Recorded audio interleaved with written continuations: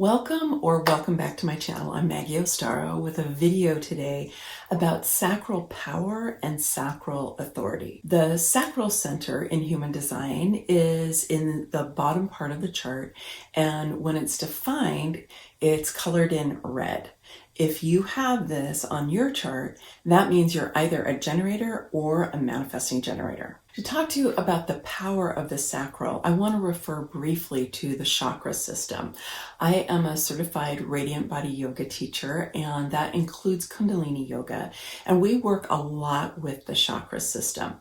Now, it's commonly said that the human design centers, there are 9 of them, is an evolution of the 7 chakras in the yoga traditions. Now, I don't know if I think that it's an evolution. I think that they're related in some ways. I do think that the chakras still exist the way that they are and that they still have their own integrity. So I always like to say that. And there's an interesting relationship, in my view, between the sacral center in human design and in particular the 2nd and the 3rd chakras. It's really kind of more having to do with the navel point. So in yoga, the navel point is the power center. It is something that we stimulate on a regular basis every day through different breathing techniques, different asana techniques, so movement and postures, because that is really the power of the body, which totally relates to the sacral center. The navel has 72,000 energy connections according to the yoga tradition. So it's a very, very powerful place. And if you just think about it also embryologically, it is the place that we were connected to our mothers. And it's how we were nurtured during our first 9 months of life. And so it's a very, very important place for us. The navel point is also known as the hara in martial arts, and it's known as the power center of the body that you are going to work from whenever you're going to have a lot of power in your actions. And it's also the home of the microbiome. So our microbiome is the very complicated, rich, diverse bacteria that live in our gut. And now it's known as the gut brain. We've really been revising our understanding of the body and the physical body and our physiology so that yes, we have our classic brain, but we also have a very powerful magnetic field of our heart. So that's also known as a kind of another intelligence. But then there's the gut brain that lives in our microbiome, in our intestines, and in our digestive system. And our microbiome deeply influences our health, our vitality, our personality, our emotions. I mean, it's incredible what they're discovering about the microbiome. So clearly this is a very, very important part of the body. The sacral is the most powerful engine in the chart. There are 4 motors in the chart, and the sacral is the most powerful one. It's known as the center for life force energy. Pure prana, pure chi, shakti, whatever you want to name it in different traditions. This is the energy to create, to work, to build. Those of us who are generators and manifesting generators, we are known as builders. We are creators. The reason for this is that we have this primary life force energy. Because it's defined in our chart, that means that we have ongoing, ready, reliable, and a consistent, even fixed way of experiencing this energy. For those of you who don't have it colored in on your chart, you're going to feel it sometimes when you're around people who have it colored in. And there are 70% of the population have this colored in, so you're probably going to be feeling it quite a bit. So even non-sacral beings definitely can tap into the power of the sacral. But it's because of this that those of us who are generators and manifesting generators are, like the busy workers. We are here to do the work of the world. We're here to bring things from non-physical into form, into physical form. That's one of the big pieces of our purpose. We're here to create mastery through our work, and ideally through our right work, so that we're feeling satisfaction rather than frustration. This is also the energy for sex and for sexuality and for having children, getting pregnant, bearing children, and also raising children. So it's the ability to create and to procreate. However, Even those of us who have this can exhaust ourselves. I am a living case. I have exhausted myself and been haunted by burnout through most of my adult life. I have a tremendous amount of energy, generally speaking. I just have two motors defined. I have the root center and the sacral, so I have the weakest and the strongest. But I generally have a lot of energy. But I can exhaust myself. In the past, I don't really do that anymore. And the reason for that is that I have learned how to use my type, my strategy, and my authority. So we're going to be talking about sacral authority in a minute. And it is one of the things that will protect you from burnout. But in general, those of us who are really all types, but here for generators and manifesting generators, we need to be following our strategy, which is to respond rather than doing too much initiating, and also using our authority, which helps us to make the right decisions for us.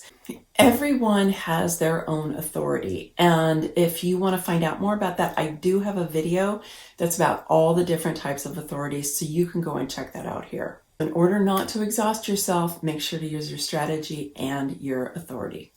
Okay, let's talk about sacral authority. We say in human design, never to make decisions with your mind. The reason for that is that the mind being up here, right? There's the head and the ajna, and neither one of them are connected to one of the power bases, okay? The four motors. They're not connected at all. There's no way they can be directly connected. So while there's a lot of inspiration, ideas, downloads that can happen up here, there isn't any power. So what we want to be able to do is we want to ask the power in our system if what is right for us, okay? What is the right decision for us? And the way that I particularly think of it, what it has to do with sacral authority is, do I have energy for this? All generators, whether they're a manifesting generator or a pure generator, always have the ability to tap into their sacral for guidance. Even if you are emotionally defined and it says on your chart that you have emotional authority, you still have the ability to tap into the wisdom of your sacral. I just released a video about emotional authority, and it will explain in more detail what the relationship between emotional authority is and using your sacral if you are emotionally defined. But come along with me, even if you are emotionally defined, because everything I'm going to share is still going to apply to you. So your authority is the best way for you to make decisions. In the case of sacral authority, the way that I like to think about this is it really is, what do I have energy for? The way I used to exhaust myself and burn myself out is that I would analyze and strategize. I have a very strategic mind, and I would plan things out.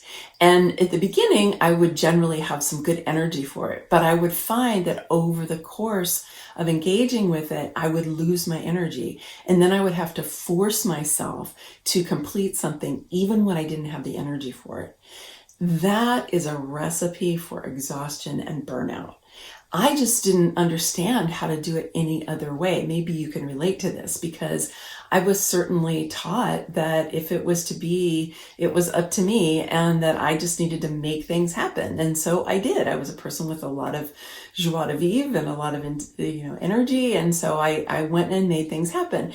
And I was really perplexed, because sometimes things would work out great and other times not so well. What I realize now, looking back, is that most of the times that things worked out really well, I was actually acting in response, which is my correct strategy as a generator. But I didn't know that at the time. I didn't know what response was. I didn't know how to do it. I didn't know why it was important or anything. I just kind of stumbled across doing things in response.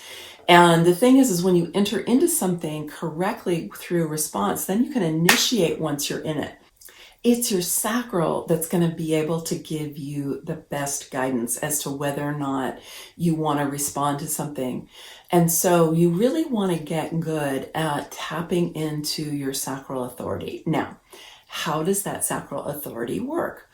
Your sacral is very quick, and it's going to generally give you a response very quickly, unless you don't have enough information or it's not the right time to answer this question. The sacral speaks in Simple terms. It goes, uh-huh and uh-uh. When you really get in touch with your sacral, then for me, I also get head gestures. So I'm very much like, oh, but I actually get a full body feeling. Oh, right? Or mm-mm. As you get more and more in touch with your sacral, and I'm going to teach you how to do that in a minute, you may have different body sensations that go along with this. Very often people will ask me, well, so am I supposed to feel something in my belly? Should I feel something in my gut? My experience is some people do and some people don't.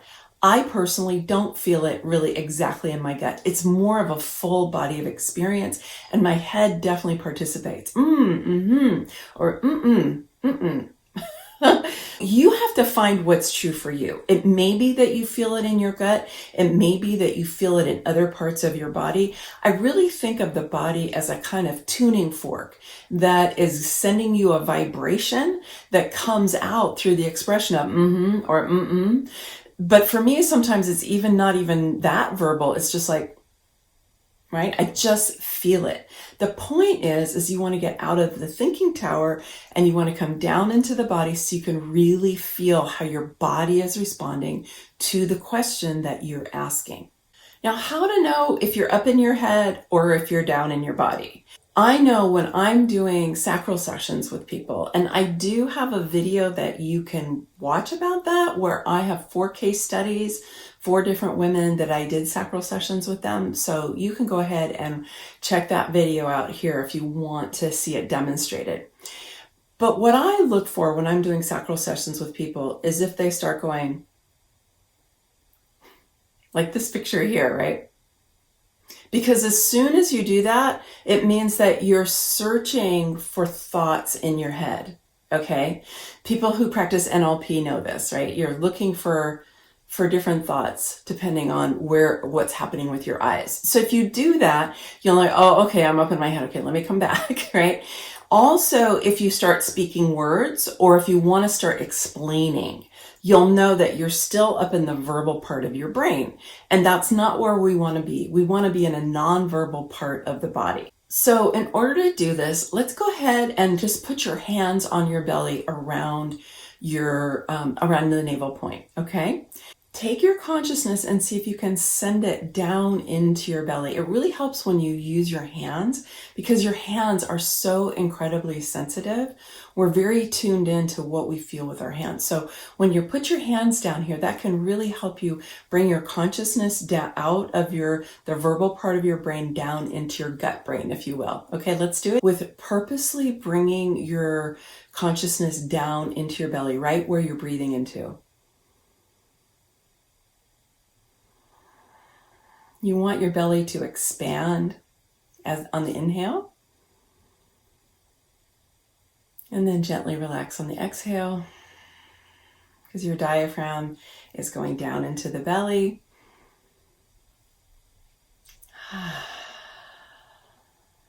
Okay. I noticed a shift in my energy just from doing a few deep breaths into my belly, okay? So you can practice that initially, just closing your eyes, putting your hands on your belly. If you have a meditation practice, you can do that for a few minutes, just trying to soften your thoughts, slow down your mind, but don't just stay up there. Really try to come down into your body. There's a bit of an art to learning how to ask sacral questions, okay? The best thing I can say is to dive in and differentiate. So you want to ask yes/no questions, and you want to start where you can, but know that you might need to slice things up. Let me give you a simple example from my life. What do I need to do today? Your sacral is not going to tell you the answer to that because it's not going to give you a list of things that you need to do today. But if you were to write down 10 possibilities for what you could do today, and you knew that you really could only do 3, which is basically how things are in our lives these days. You want to pick 3 things to do. Then you could go down that list and you could be like, okay, do I have energy for this today? Do I have energy for this today? Do I have energy? Oh, oh, yeah. Oh, I've got energy for that. Okay, cool. Do I have energy for this? Mm-mm.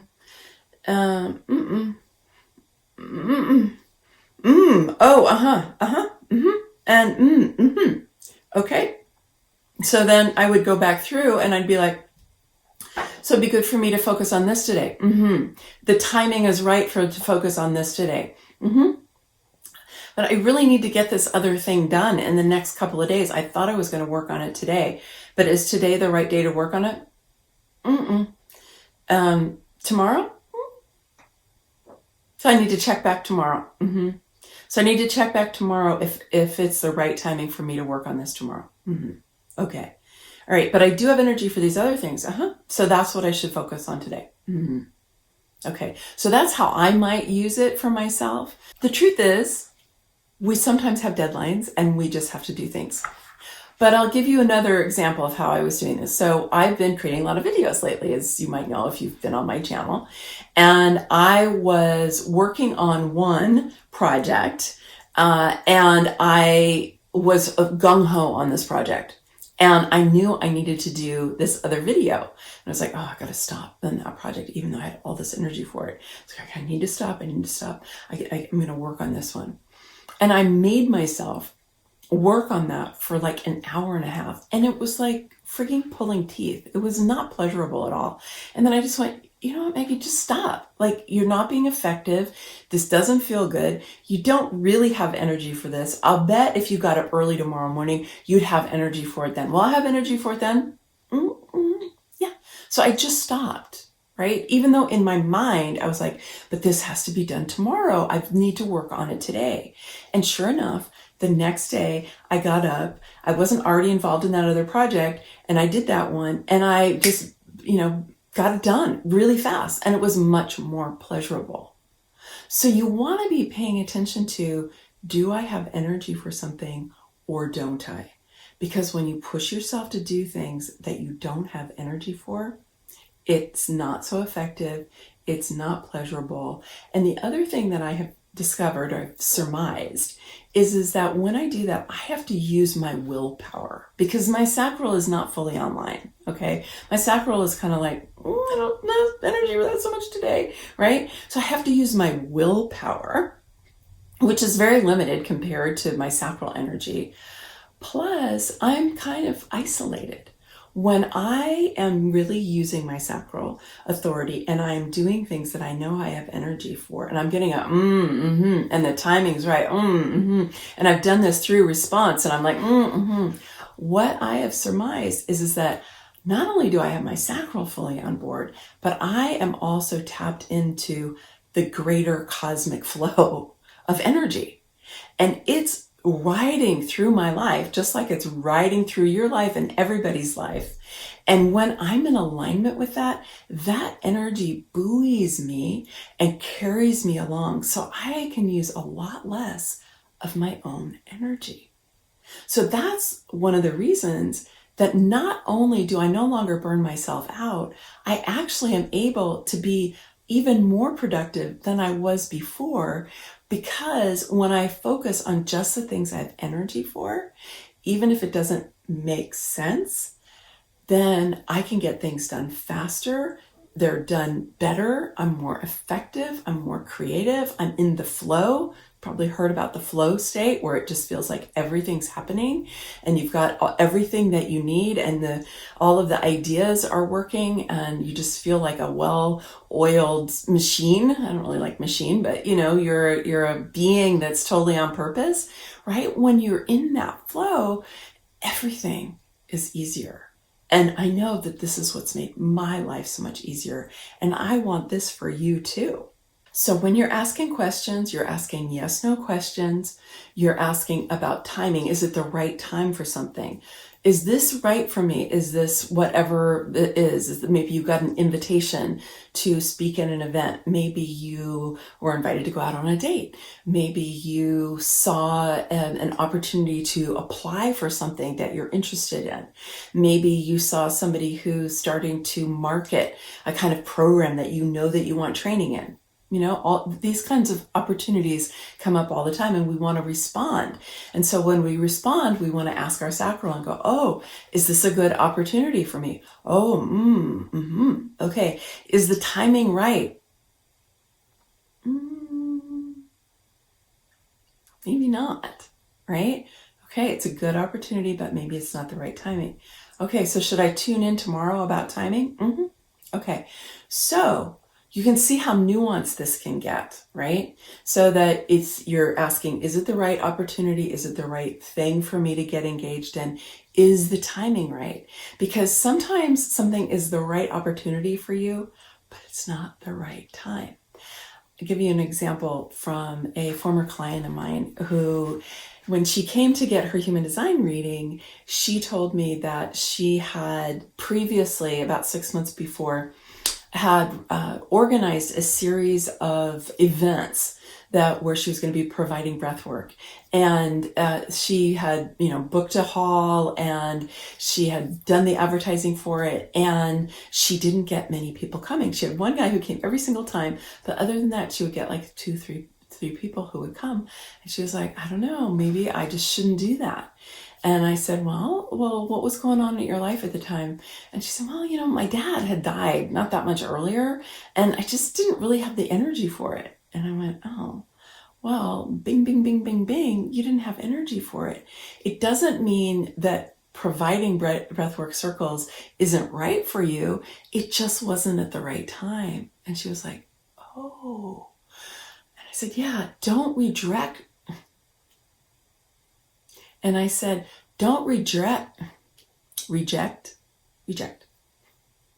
And I said, don't reject the entire enterprise. Just take a look, is it the right time? Because even the best thing at the wrong time doesn't work very well, right? I mean, either it's not effective, or you're going to have to use your own energy. Other people aren't going to be interested, whatever it might be, right? So you want to make sure it's the right thing, and that it's at the right time, and that you have the energy for it at the time that you're looking at engaging with it. The sacral should respond fairly quickly to your questions, provided that you're down in your belly, okay, down in your body and not up in your head. The one caveat for that is if you are emotionally defined. If you are emotionally defined, then you need to ask your sacral multiple times along your emotional wave. And I told you about the video that I have that'll guide you through how to do that exactly. So your sacral may give you a quick response if you're emotionally defined, but just know that you still want to give yourself time and ask your sacral multiple times along the course of your emotional wave to make sure you're getting a clear yes. Anything other than a clear yes is a no.